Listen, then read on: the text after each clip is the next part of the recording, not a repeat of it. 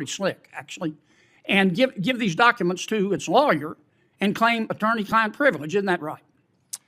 With due respect, Senator, this is our investigation, which is being supervised by Mr. Borofsky, and we have provided cooperation. You didn't take these documents and give them to your lawyer because you wanted your lawyer to disclose them at a press conference, did you? You gave these documents to your lawyer to hide them, didn't you? Maybe I can. I'm not talking to you, Counselor. I'm talking to Mr. Borofsky. No, not to hide them, Senator. Oh, you didn't? Well, why'd you do it then? Out of the goodness of your heart? No, as in the interest of justice? This may look like a heated exchange about the past, but it's actually a live stress test of modern accountability. What's really being tested here is whether legal process serves truth or shields power when exposure carries financial and reputational costs. This raises broader questions about how large institutions balance privilege against public duty when new evidence emerges. In this video, we'll break down how authority, liability, and transparency collide, and what that collision means for oversight today. Thank you, Mr. Chairman. Mr. Borofsky, you are a senior executive at UBS, is that correct? yes, Senator. And several years ago, UBS bought Credit Suisse, is that correct? Yes, Senator. And in doing so, UBS assumed Credit Suisse's assets and liabilities, didn't it? Yes, Senator. Okay. Can we agree that when the Nazis would conquer a country during World War II, that the Nazis would take the people's money? Is that correct? I'm not sure what you mean by that, Senator. Sure you know what I mean. They took people's money, didn't they? Yes, Senator. And that includes the money of Jewish people, is that correct? Yes, Senator. And the Nazis not only took their money, they took the hair from Jewish people and their teeth and sold them, didn't they? Yes, Senator. And they took the Jewish people's labor, didn't they? Yes, Senator. And ultimately the Nazis took the lives of many Jewish people, didn't they? They did, Senator. And the Nazis took all this money and put some of it in Credit Suisse Bank, didn't they? They did, Senator. Why did Credit Suisse take this money? Thank you for that question, Senator. UBS and Credit Suisse's conduct, behavior during World War II was terrible and shameful. Why did Credit Suisse take this money? They took the money to presumably profit from it at that time. Yeah, Credit Suisse took the money because they wanted to make money off of it, right? It seems so, Senator. And not only did Credit Suisse take this money, but Credit Suisse also helped many of their customers, Nazis, actually escape after Germany lost the war. Isn't that true? Through the rat lines, yes, Senator. Rat lines. They call them rat lines. Now, some in the Jewish community pointed this out to Credit Suisse. And Credit Suisse decided to hire Mr. Borofsky. Is that right? Yes, Senator. And Mr. Borofsky did his job, didn't he? He has, Senator. And in fact, he did his job so well that Credit Suisse fired him. Isn't that right? Senator, I wasn't a part of those decisions. Are you saying he did a bad job? We are grateful for rehiring Mr. Borofsky, and he has done tremendous Come on, work. Mr. Borofsky. Let's be honest here. You're under oath. They fired Mr. Borofsky, they meaning Credit Suisse, which you now own, because he was doing his job, didn't they? I wasn't part of Credit Suisse at the time, Senator, so I am Do you unaware. believe in the tooth fairy? I do not anymore. Do you believe in the Easter Bunny? Not anymore, Senator. Do you believe that Jimmy Hoffa died of natural causes? I don't have a comment on that, Of course Senator. they fired him because he was doing his job. And then UBS bought Credit Suisse, and UBS, kudos to you, you rehired Mr. Borofsky. Is that right? We did. And he's rocking along doing his job. Only he gets too close again. And UBS has decided to take some of the relevant documents, this is pretty slick actually, and give these documents to its lawyer and claim attorney-client privilege. Isn't that right?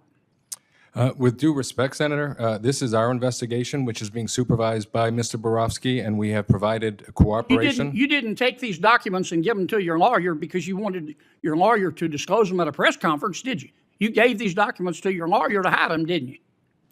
maybe I can. I'm not talking to you, Counselor. I'm talking to Mr. Krofsky. No, not to hide them, Senator. Oh, you didn't? Well, why'd you do it then? Out of the goodness of your heart?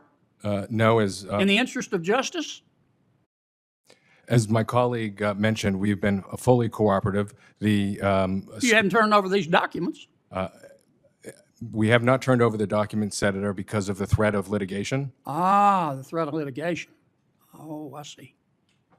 Now, Credit Suisse, before you acquired them, paid $1.25, I think, billion in damages to the Jewish people. Is that right? That was a collective settlement from Swiss banks. Yeah, but that doesn't account for any new evidence of crimes, does it? It does, Senator. It's for known and unknown claims, and the larger so- portion is for unknown claims. So that's what this is all about. You don't want to pay any more money, do you?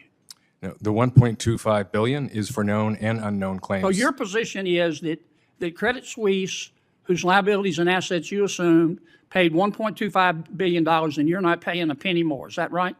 So we also paid. It was a collective settlement, and the But settlement your was position is final. you're not paying a penny more. Is that right? That is correct, Senator. It was accounted for So that's in the what unknown this is claims. still all about, isn't it? The money. For It us, was it's about the about money finding the truth, Senator. when your predecessor took the Nazi money, and it's about the money right now, isn't it? I don't agree with that, Senator. Oh, I see. What could it be about then? Principle? For the sanctity of the attorney-client privilege? UBS, look, I don't hate anybody, sir. I want you to know that. But we all have a record. UBS got caught manipulating the LIBOR interest rate, didn't it? Had to pay $700 million for manipulating the interest rate. Isn't that correct? Amongst other banks, yes, Senator. UBS also got caught hiding the money of 52,000 Americans so they wouldn't have to pay taxes. Isn't that correct? That was settled in 2009. Yeah, you paid $780 million, didn't you, for doing that? Isn't that correct? I'm not sure of the exact number, Senator. I am. UBS also, just in recent history, decided to debank people whose politics you didn't like, didn't you? No, Senator. UBS said we're not going to do business with firearm-related companies or oil and gas companies and coal miners and crypto financiers, didn't you? We provide fair access for... But you debanked these people, didn't you? How noble of you. How wonderful it must be to be more righteous than the rest of us. Here's my advice, and then I'm going to hush, Mr. Chairman. I appreciate your indulgence. I don't have anything against the good people at UBS. But the smart play here for you is to release these documents and let Mr. Borofsky finish his report and let the chips fall where they may, and then in front of God and country, if you owe more money, then by God, pay it. Because that's what this is about. It's all about the Benjamins. It was then, and it is now. Thank you, Mr. Chairman. The moment landed with a force that didn't rely on volume, theatrics, or spectacle. It came when Senator Kennedy stripped the conversation down to its core and asked a question that had nothing to do with legal maneuvering or corporate language and everything to do with responsibility. After walking step by step through history, after establishing who acquired whom and who inherited which obligations, he reached the unavoidable point. Money taken under unimaginable circumstances, stored in respected institutions, protected for decades by silence and procedure. And then he made it clear. This was never just about documents. It was about truth. And whether powerful institutions still believe they are answerable to it. What unfolded in that exchange was not simply an interrogation of a bank executive, it was an exposure of how power behaves when confronted with its past. The executive acknowledged the facts. He agreed with the history. He admitted the conduct was shameful. And yet, when pressed on action, on transparency, on releasing records that might finally bring clarity, the answers retreated behind structure and protection. Attorney-client privilege, litigation risk, settlements already paid. Every phrase carefully chosen, every response polished. And in that space between admission and accountability, something familiar emerged. This hearing revealed how often institutions are willing to recognize wrongdoing in theory, but resist it in practice. It showed how history can be acknowledged while its consequences are delayed, minimized, or contained within carefully negotiated boundaries. The senators' questions cut through that pattern, not by exaggeration, but by repetition. By asking why the money was taken. By asking why an investigator was removed when he got too close. By asking why documents were shielded now, decades later, if the truth was already settled. Because if everything has been resolved, there would be nothing to hide. What this moment reveals about government oversight is both sobering and essential. Oversight only works when persistence meets resistance, when lawmakers are willing to sound unreasonable in the face of carefully constructed explanations, when they are willing to look past reputational risk and ask the one question that institutions dread most: why not open the files and let the facts speak for themselves? This exchange wasn't about punishing the present for the sins of the past. It was about recognizing that power doesn't reset when ownership changes hands. When UBS acquired Credit Suisse, it didn't just acquire assets and balance sheets. It inherited a moral ledger. And moral ledgers don't close because a settlement was signed or because decades have passed. They close when truth is fully confronted. The hearing also exposed a deeper tension in modern leadership. Corporations speak fluently about values, compliance, and responsibility. They publish statements. They acknowledge history, but when accountability threatens comfort, when transparency risks cost, those values are suddenly filtered through legal strategy. Justice becomes conditional. Truth becomes negotiable. And morality is measured against exposure. Senator Kennedy's final words made that contradiction impossible to ignore. He didn't speak as a partisan. He didn't claim moral superiority. He said something simpler and far more challenging: everyone has a record. Institutions do too. And records don't disappear because time passes or ownership changes. They remain, waiting. The broader political context matters here. This hearing took place in an era when public trust in institutions is fragile.